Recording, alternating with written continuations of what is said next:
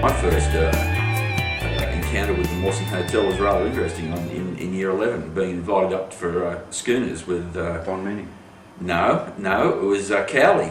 Cowley took us up in a geography class or economics, and we had a few beers up the pub. And he got in terrible trouble over that, and period time. But the Mawson became the institute.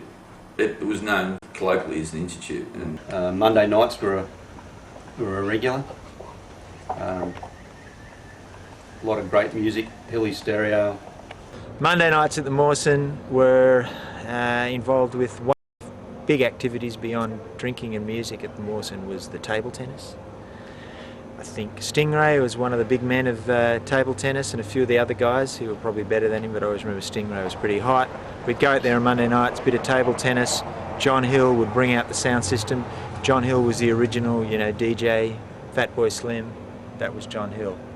He'd bring the music out and we'd groove around, stay out there Monday nights. Monday nights turned into Saturday nights because it was just a big party night, table tennis, and some funky R&B from John Hill.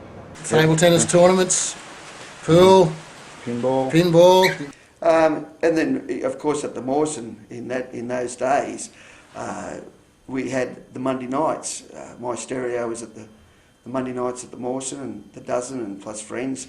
We'd get there every Monday night. I'd bring along albums, new music, introduce people to new music, wheelbarrow races around pool tables, pool comps, everything, drinking, throwing beers. It was just a big night out on a Monday night. Yeah, lots of beer fights. John Hill, the lunatic, master of ceremonies.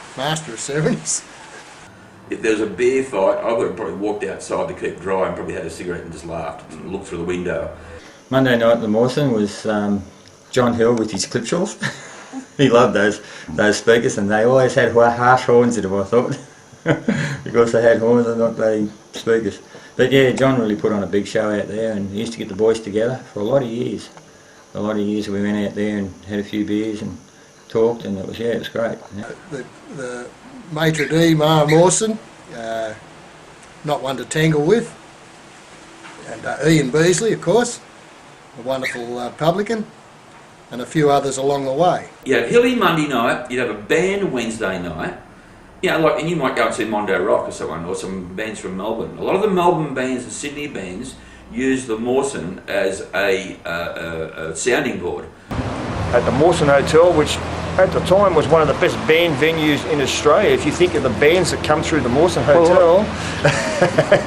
Just off the cuff there, Greg, at one point in time there, I was booking bands into the Mawson through Mr. Ian Beasley. Yeah. And I remember we were getting Cold Chisel and Midnight Oil for $350 to play in that venue. Yep.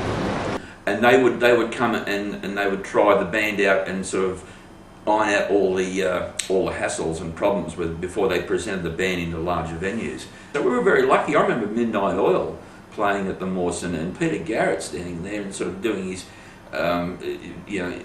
spastic sort of, politically correct to say that, I don't know, but he's sort of, the way he danced was very, very strange. And I remember standing next to Peter and I said, who is this fucking idiot? And after it was over, and I hated the music, and he was handing out albums, signing albums, Midnight Oil's first album, and hanging that for free. We had great bands at the Mawson Hotel, and probably a lifestyle that young kids will never see again. The Mawson, we were there a lot, and barred a lot, for life, each time, normally. We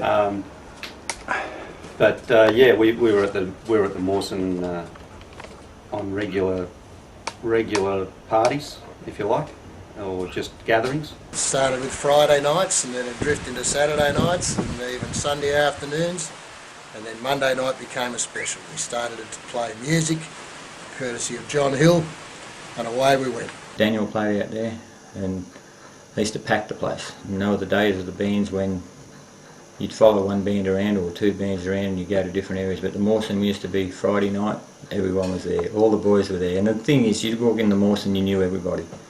You knew everybody in the place. So I remember great music, like the loud music. Like Hilly would set set the PA up. It was like a band, and it was great. Everyone had a few beers, and Gus Ferguson was there, and a whole bunch of people. And it used to draw almost a bigger crowd, as big a crowd as what the bands used to do, and that was terrific. And once again, it was always a lot of people with familiar outlooks and sort of common interests, and mainly it was always the surf, it was always the music, it was always the drugs, and it was always the grog.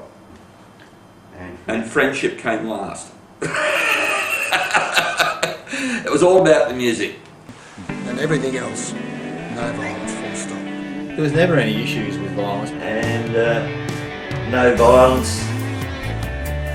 But you know, a good time was at Boyle. There was never any blues, or very rarely any blues. There was no trouble, there was no hassle. It was a whole culture.